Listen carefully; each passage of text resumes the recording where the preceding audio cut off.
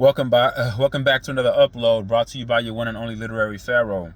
Um, of course, the prankster, the college student who prank called Shedeur Sanders, which is a horrible thing to do, stupid. Just lets you know the degree of disrespect that people have for one another. I don't really want to make it a race thing. It's just, of course, there has to be some racial undertones in there because why would you do it towards him? Why him? There were other quarterbacks that weren't picked. Nobody prank called them. And of course, the coach of Atlanta Falcons has to be behind this as well. Because how would your son get hold of that? It's stupid. But because he got caught, he's making an apology. And I'm going to read the apology to let you know how insincere this apology sounds. It sounds good. Words written on paper have a degree of, I don't know, has an ambiance to it. Kind of gives you, kind of lulls you to sleep because you look at the impact of the words and you feel as if, oh, these words are so powerful. He means it. He doesn't mean any of this shit. He just got caught. He says this. This is what he says. The guy on the screen on my thumbnail, the student at the bottom of the screen, at the bottom of Shedeur. He says, on Friday night, I made a tremendous mistake. You didn't make a mistake. You deliberately did that. You planned that. That was coerced. You didn't make a fucking mistake. You just got caught.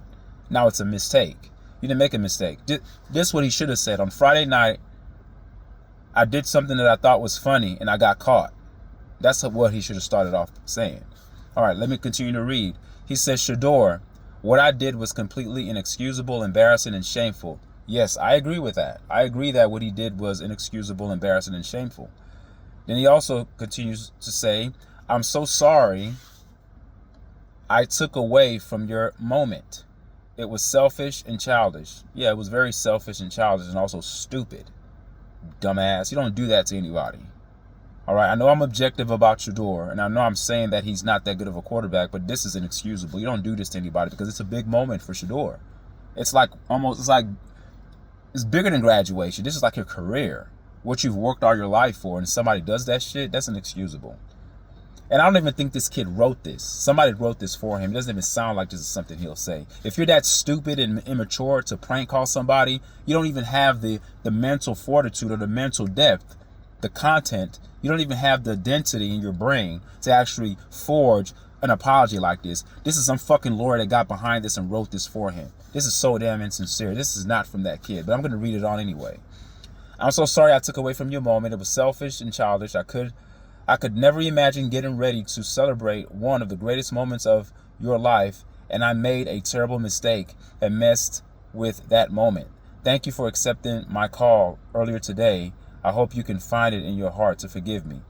The sad part about this is that as melanated people, because of the way our brains are constructed, because of the melanin component in our brain, and of course the neuromelanin in between the third, fourth ventricle of our brain, and a high degree of a functioning pineal gland, we tend to be very civil and we're very forgiving. So I'm not surprised that Shedeur may forgive him. You remember what happened to Travis Hunter with the Colorado State DB? How that guy deliberately just hit him late after the play was called off. He hit him so hard it kind of put Travis Hunter out for like 2 or 3 games. Remember that? You remember how Travis Hunter responded? He forgave him and actually did a little video with him, and then everything was all good. That's what we as people do. We're very forgiving. As much negativity is hurled against our people, we're made to be viewed as savages. We're animals. We attack people. We're aggressive. No, we're not aggressive. We're aggressive when we are being violated. We are aggressive when we feel like things are being done unfair to us, and we have every right to fucking feel that way. You know, the angry black man syndrome that people like to cast upon African-American males is so disingenuous because you've put certain people in a stressful situation, in a traumatic type situation, and you put them in areas, okay, due to gentrification, and you guys do all this stuff, you redlining, you use politics to put people in certain areas where resources are scarce, and then when people are fighting for resources, you call them animals. You can't create an environment of chaos and then get mad when the inhabitants of the environment become chaotic. You've created it. It's like a science experiment. Then you're blaming the outcome on the host. Not actually the host, but on the inhabitant. The hosts are the ones that control it. So it's all a psychological mind fuckery warfare type of thing. It's all psychological. So this kid didn't say this. I just read it. This is not a sincere apology. But again, Shedeur is going to forgive. That's what we do. There's no need to hold grudges because we hold on to this Christian mantra about forgiving, turning the other cheek. I personally wouldn't forgive him.